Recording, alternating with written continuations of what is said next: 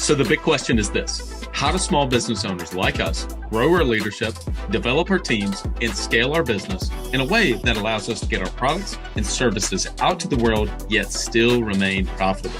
That is the question, and this podcast will give you the answers. I'm Bradley Hamner, and this is the Club Capital Leadership Podcast.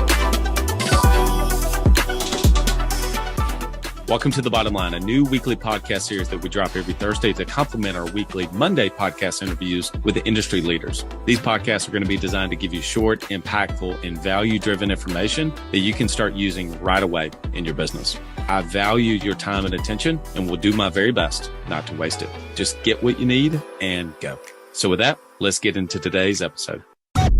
Hey everyone, hope you're having a great day. Hope you've had a great week. So I was just sharing this with somebody else today. As a matter of fact, I was sharing it with Micah, and it was what one of my mentors shared with me, and I thought I would share it with all of you.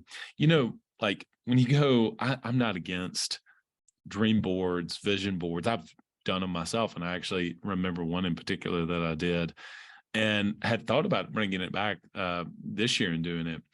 You know, goal setting workshops I think are awesome. You know, I love to be able to set more targets and have vision than setting goals, as I've mentioned many times on here. But like visualization and pep talks and speakers and gurus and maybe even this podcast at times, like they seem to be like the staple diet of the ambitious person, especially ambitious entrepreneurs. Well, the underlying message is that humans seem to lack this motivation to succeed. And at least they need reminding for what they're striving for. And listen, I've said many times, I mean, in my program with business owners, one of the second things we do after or third thing, I guess, we check energy, we talk about wins, and we share what were a lesson that you learned or were reminded of this past week. But, you know, you don't have to go on social media very much or listen to very many podcasts and see that there's this idea of like, you know, just motivating people to kind of get started. Well, if these things are valuable, it's because that desire is a key ingredient in success, and it must be enhanced and like recreated as often as possible, is what they basically say, right? And so every top entrepreneur in any magazine or digital magazine that you talk about will discuss their desire to succeed. I was so driven, and I was just sharing this with somebody today. I said, I don't think I've ever been more driven than I am right now. Have you ever thought about this? Very few, almost no, failed entrepreneurs getting interviewed for magazines. Yes, I know Sam Bankman-Fried, you know, that guy with FTX, if you know that story, you know, okay, somebody like him notwithstanding. But the everyday entrepreneur, they don't get interviewed to be on maybe even a podcast, or they don't get interviewed to be in Forbes, do they? And yet maybe they had a business and they raised $5 million, $1 million, or put their own money into it, and it didn't work out. I mean, how many times have we talked about, you know, business is really hard. 96% of small businesses fail.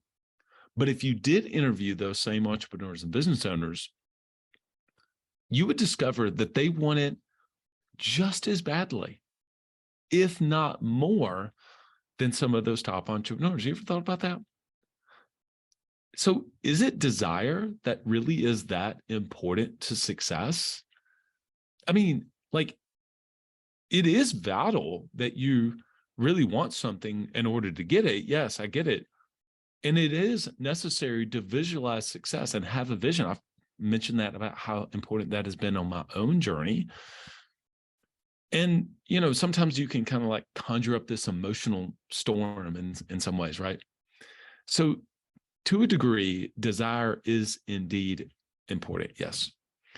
And it's easy to make the argument that, you know, you must know what you want if you're going to get it, but it's not very profound, right? Is it? I mean, like if that's what this message was, you would kind of roll your eyes and say, come on, Bradley, like we don't listen to this 10-minute podcast for that message only. Are you an agency owner looking to grow your revenue, increase your bottom line, and better manage your taxes? Club Capital is here to help. Club Capital is the largest accounting and advisory firm for insurance agents in the country, providing monthly accounting, tax strategy, and CFO services. Way more than bookkeeping and your everyday run-of-the-mill tax prep, Club Capital is focused on providing financial and tax advisory services that help you plan and forecast your agency's performance. Their financial dashboards and agency forecasting tools help you better understand your agency's historical performance, create and measure future targets, and see how your agency compares to your peers around the country. Imagine what it would be like to understand the impact to your bottom line when deciding to hire a new employee, or forecast the impact rate changes or commission rates will have on your business. With over $200 million in tracked annual revenue and $140 million in tracked annual expenses, Club Capital has the data and the team to help you make better informed decisions for your agency. They will help you turn that back office stress into the backbone of your agency's success by giving you the tools to take your agency and your leadership to the next level. Visit club.capital today to book a solution overview with one of our business consultants. Club Capital, way more than a CPA firm. Ambition is the first step towards success. It's time to level up your agency. And Coach P Consulting will help you do just that by using the same strategies he used to sell over 700 life insurance policies in 2021 alone. Now, this is not your regular one and done type coaching. You'll get personalized coaching 2 days a week, every week of the month, and you'll get a live look behind the scenes of his team training and an office that's performing at the highest level. There's a reason Coach P Consulting is the fastest growing coaching company for insurance agency owners in the country. Coach P will train your team alongside his own and show you the exact steps they're taking to achieve Chairman Circle, exotic travel, and multi-line presence club, and be one of the few agents to be selected to have a third office. So whether your goal is to be at the top of your local market or amongst the best in the country, this training will give you the strategies and the tactics to get there. For just $250 a month, you'll get high-level coaching each week from someone who is already getting it done at that level, and his strategies work, and it's time to put them to work for you. Sign up at coachpconsulting.com and get your first full month for free when you mention the Club Capital Leadership Podcast. But far more valuable than desire is design.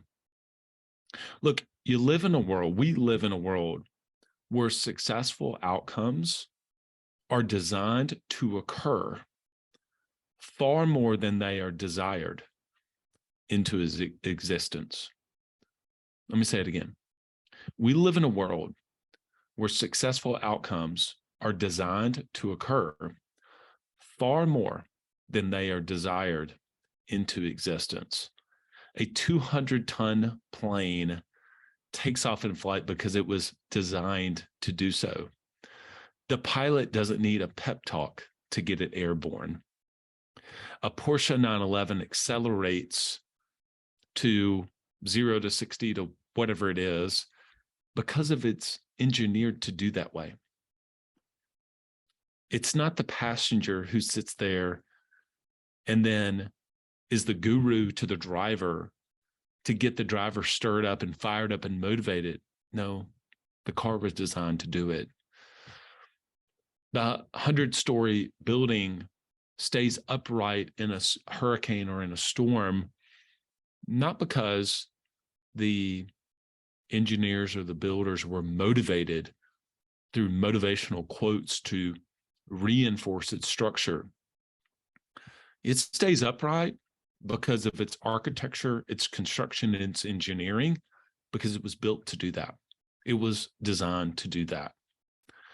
And I think the exact same thing for our businesses. Our businesses succeed, grow, and scale because they were designed to do it, not because you were fired up. It means it may be that motivation. This podcast may be the initial spark, the catalyst for you to go and say, you know what? I'm going to go create the playbooks that I know that the business needs. I know I have all of this intellectual capital in my head. I'm going to get it out and I'm going to build it. I'm going to build the company. I'm going to design it. I'm not going to desire it into existence. Those things initially can get you going, but it really is ultimately at the end of the day, it becomes an ecosystem of assets, as Daniel Priestley says, that have been developed and utilized efficiently. It's just this blend of intellectual property and capital and equipment and team and leadership and innovation and all the things together. And each component is thought through, it's improved, it's refined, it's enhanced, and every little insight is processed and measured against some new level of output. And that's how business succeeds. And that's also why business is really hard, because it takes all of those things. And I think it's very helpful for me to realize that business is hard. And so kudos to my mentors and my coaches, Mike and Daniel, for the ones of painting that towards me, the ones for them to be able to say, Bradley, the business is not, you don't desire it. You don't even vision it. It can be there. That's what, even the engineers and architects do for the buildings. They have the blueprints of what it's going to look like, but then they put together a plan and they have playbooks to make that happen. I hope this helps. Till next episode, lead well.